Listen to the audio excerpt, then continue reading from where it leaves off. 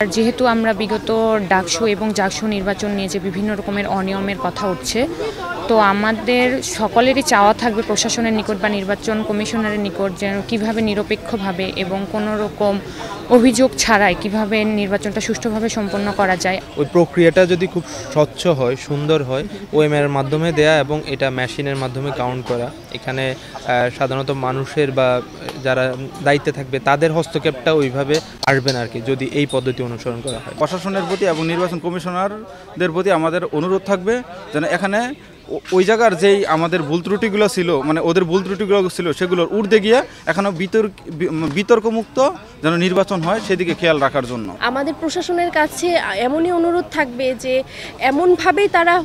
নির্বাচনের পদ্ধতিটা সাজাক, এমনভাবে ঢেলে সাজাক যেন ভোট গণনার সময় কোনো বিলম্ব বা কোনো হিন্ডার্সের সম্মুখীন তাদের না হতে হয়।